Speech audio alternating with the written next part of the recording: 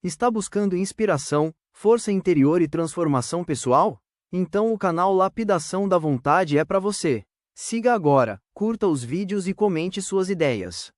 Olá, vamos mergulhar hoje numa ideia bem ambiciosa, a lapidação pessoal.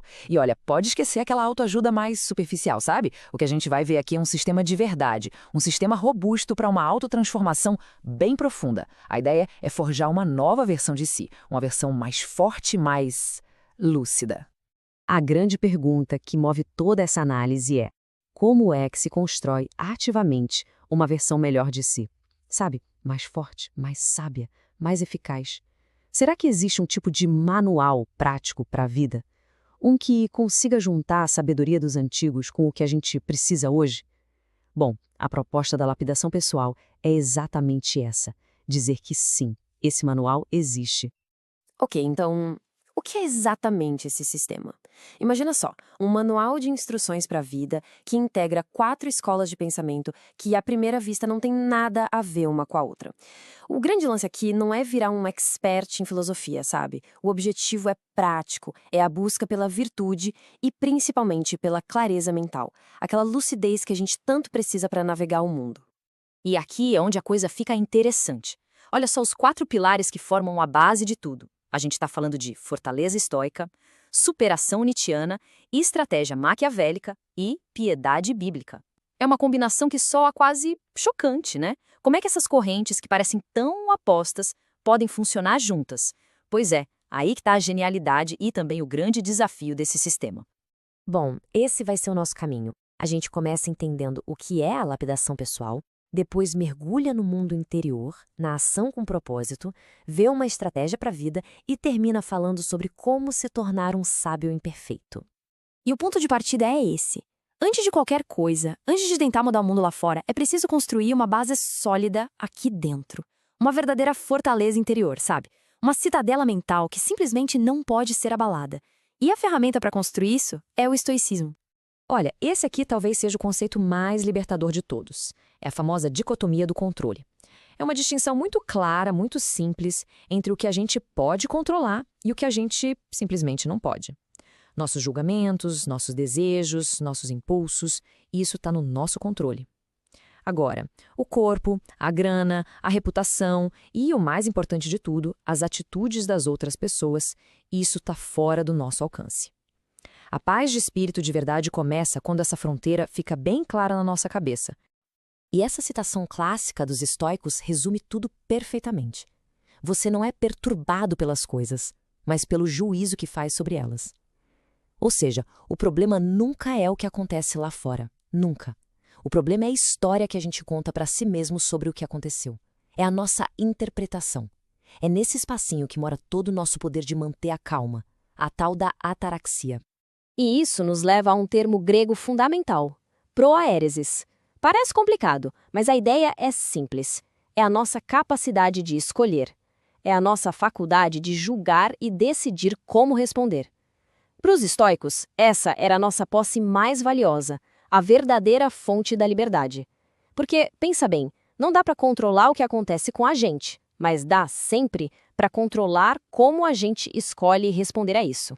Ok, fortaleza interior construída. E agora, o próximo passo é pegar toda essa força interna e transformar em ação, uma ação eficaz no mundo. E para ligar esse motor, o sistema vai buscar inspiração em 2 pensadores, digamos, polêmicos, Nietzsche e Maquiavel. Com o Nietzsche vem a ideia da vontade de potência. E calma, isso não tem a ver com dominar os outros. Tem a ver com dominar a si mesmo. É aquele impulso interno, aquela força vital que faz a gente olhar para um obstáculo, para o sofrimento, e não ver aquilo como um castigo, mas sim como matéria-prima para o crescimento. A dor vira uma professora. O sofrimento se transforma em instrução. Já Maquiavel, ele entra com o conceito de virtu. E, de novo, é importante entender, virtu não tem a ver com ser bonzinho ou virtuoso no sentido moral que a gente usa hoje. Tem a ver com ser eficaz. É a habilidade estratégica, a inteligência, a coragem de enxergar o mundo como ele é, não como a gente gostaria que ele fosse, e agir para conseguir resultados. E essa frase aqui, que é bem provocadora, resume bem o pensamento maquiavélico: o sucesso é um troféu para o esperto, não um prêmio para o bom. É uma visão dura, mas realista. O mundo, na prática, não necessariamente recompensa a bondade ingênua. Ele recompensa a eficácia, a estratégia, a tal da virtude. É uma visão totalmente pragmática. Certo, mas como é que se junta essa dureza de Maquiavel com uma vida ética com integridade? A síntese e a resposta vem de uma citação bíblica. Sede prudentes como as serpentes, mais simples como as pombas. O sistema propõe um equilíbrio. É ter a prudência estratégica da serpente, a virtude, para navegar no mundo real. Mas, ao mesmo tempo, manter a simplicidade e a integridade da pomba, que é o nosso núcleo ético, a nossa base estoica. Então, a gente já tem a fortaleza interior e o motor para a ação. Legal. Mas como isso funciona no dia a dia, na prática? Agora vamos ver como esses pilares se aplicam em situações bem concretas da vida. E essa tabela mostra essa integração de um jeito muito claro. Olha só, na carreira, o estoicismo entra para a gente aceitar os resultados que não estão no nosso controle. Nietzsche nos ajuda a ver o fracasso como material para crescer. E Maquiavel foca em resultados e reputação. Já nas relações, a base é outra, é mais histórica, mais ética. Mas se surge um conflito, talvez seja preciso agir de forma decisiva. Cada situação pede uma ferramenta. No mundo profissional, então, a estratégia é bem pragmática. É sobre operar com uma certa frieza, com racionalidade. É construir uma reputação de força, de quem entrega resultados. É entender que poder muitas vezes vem mais do respeito do que de ser amado por todo mundo. E fundamental, agir sobre reserva, um conceito estoico que é o seguinte: dar o seu melhor, fazer tudo o que está ao seu alcance, mas aceitar com serenidade que o resultado final, esse não depende só de uma pessoa. Agora, quando a gente fala da vida pessoal, das relações, a chave vira completamente. A ênfase aqui é outra. É empatia, é dever social. A base é aquela ideia de que as pessoas geralmente erram por ignorância, não por pura maldade, o que já nos convida a ser mais tolerantes. O foco muda para a solidariedade, a gentileza sincera e, claro, a regra de ouro: fazer aos outros aquilo que gostaríamos que fizessem a nós. É o nosso guia ético. E agora, para a gente ir fechando, chegamos a uma verdade que é crucial. A lapidação pessoal não é um diploma que se pega na parede. Não é um ponto de chegada. É um caminho. É uma prática constante para a vida inteira. Os gregos tinham uma palavra para isso. Prokopé. Significa basicamente o progresso, a jornada.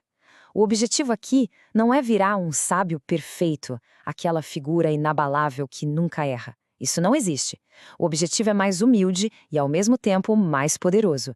É estar sempre no caminho, praticando, se esforçando, prestando atenção, dia após dia. E como seria essa prática no dia a dia? São 3 passos simples. Primeiro, se autoexaminar. Manter um diário, por exemplo, para rever os pensamentos e as ações. Segundo, revisar os próprios julgamentos.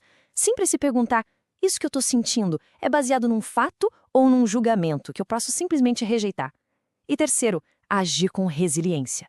Fazer cada coisa com dignidade, justiça e firmeza. É um verdadeiro kit de ferramentas para a vida. E para fechar, fica essa imagem, que é muito poderosa. A arte de viver é mais parecida com uma luta do que com uma dança. A vida por essa ótica não é uma coreografia ensaiada. É uma arena que exige preparo, exige força, exige estratégia. A lapidação pessoal, então, nada mais é do que o treinamento para essa arena. E a pergunta que fica no ar é: será que estamos prontos para entrar?